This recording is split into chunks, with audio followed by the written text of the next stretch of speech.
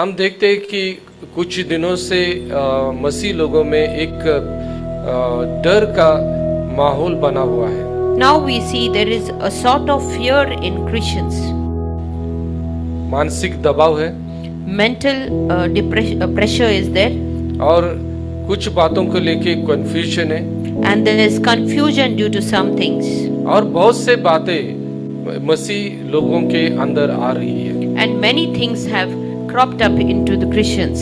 जैसे हम न्यूज़पेपर खोलते हैं, टीवी खोलते हैं, As we open the newspaper or we just look into the TV, या हम व्हाट्सएप खोलते हैं, or even when we look into the WhatsApp, बहुत सी बातें हमको वहाँ पे सुनने को मिलती है, पढ़ने को मिलती है। many things we come to hear and we come to read, और फिर हम सोचते हैं कि अभी हमको क्या करना है। and then we start thinking, what should we do now? मैं कुछ बातें आज आप लोगों के साथ शेयर करना चाहूँगा। I want to share few things with you today. मैं ये सारी दुनिया के लोगों को शेयर नहीं करना चाहूँगा, I don't want to share with the whole world, लेकिन जो भी लोग मेरा वचन सुन रहे हैं उनके लिए मैं ये बात जरूर मैं बताऊंगा। but those who are really listening to my word, I want to tell them these things. अगर समस्या है तो उसका हल भी है। If there is a problem, there is always a solution. ऐसी इस दुनिया में ऐसा कोई भी ताला नहीं है कि उस ताले की चाबी नहीं है। There is no such a lock where there are no keys for the lock. उसी रीति से हमारे जीवन में जितनी भी समस्या आती है उस समस्या के लिए एक सॉल्यूशन हमेशा है। The same way, whatever problems come into our life, there is a solution for that. और ये जो सॉल्यूशन जो है, ये सॉल्यूशन कहाँ पे है? Where is this solution? उसका सॉल्यूशन है प्रभु के वचन में। The solution is in the word of the Lord. क्योंकि इस दुनिया का एक ही हल है और वो है कि यीशु मसीह। There is only one answer for it, that is Jesus Christ. और ये जो यीशु मसीह जो है, इस यीशु मसीह ने हर समस्या का हल निकाला है। And Jesus Christ is the only one who has found solution for each and every problem. और इसलिए हमको यीशु मसीह के बातों को देखना बहुत ही जरूरी है। And so it is necessary that we may look into the words of Jesus Christ. और इसलिए आज मैं उसी यीशु मसीह के बात को मैं आप लोगों को बताना चाहूँगा। And so today I want to tell you the same words of Lord Jesus Christ. मैं न पेत्रस के बारे में या पौल के बारे में नहीं बताऊंगा। I will not teach you or tell you about Peter or about Paul. मैं यहाँ पे बिली ग्रैहम या बेनी हिन के बारे में नहीं बताऊंगा। I will not tell you about Billy Graham or about Benny Hinn. मैं किसी भी इंसान के बारे में या उसके सोच विचार के बारे में नहीं बताऊंगा। I will not tell you about any human being or about his thoughts and plans.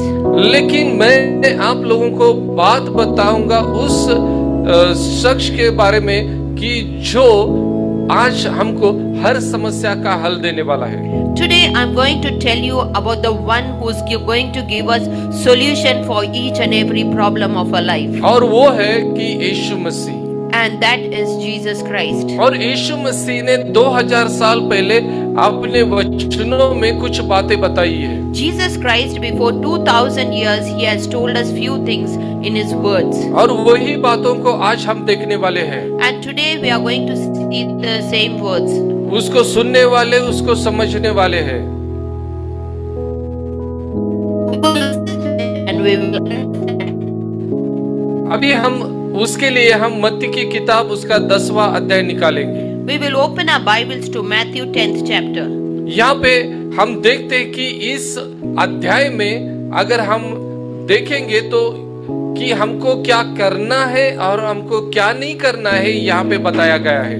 We will see in this chapter it is told to us what we need to do and what we need not do. हमको कौन सा अधिकार है और कौन सा अधिकार नहीं है, ये भी यहाँ पे बताया गया है। Even it is told about what authorities we have and what authorities we don't have, even that it is told here. आज ऐसे हो गया कि लोगों को पता नहीं कि उनका अधिकार क्या है।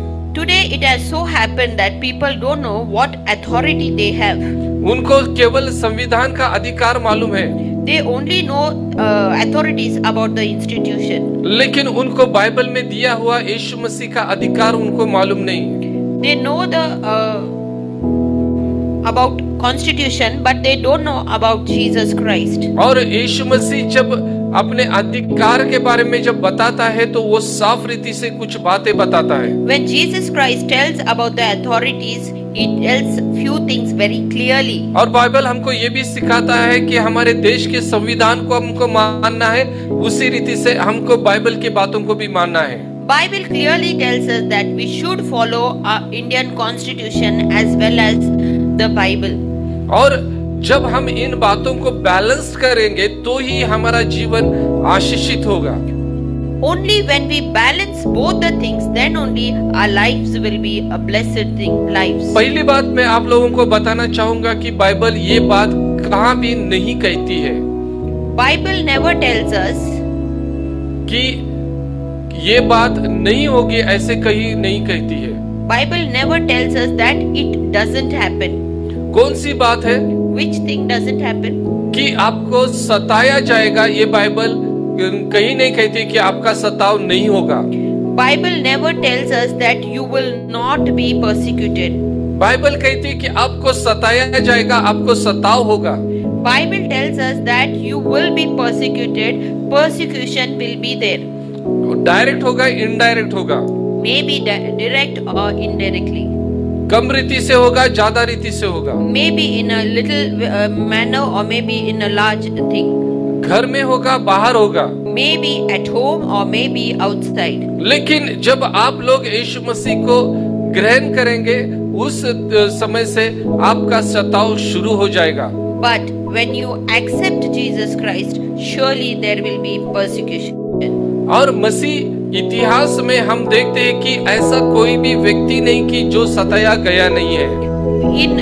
In the history of Christianity, we see there is no person who is not persecuted. और इसलिए हमको ये बात पकड़ के हमको चलना पड़ेगा कि हमको सताव को सामना करना पड़ेगा। So we need to keep in our minds and continue that we need to face the persecution. तो अभी हम इस अध्याय से हम कुछ बातें हम देखेंगे। From this chapter we will learn few things. और यहाँ पे पहली बात हम देखेंगे कि हमारा अधिकार क्या है। First thing we will see what is our authority. यीशु मसीह ने हमको क्या अधिकार दिया है। What is the authority given to us by Jesus Christ?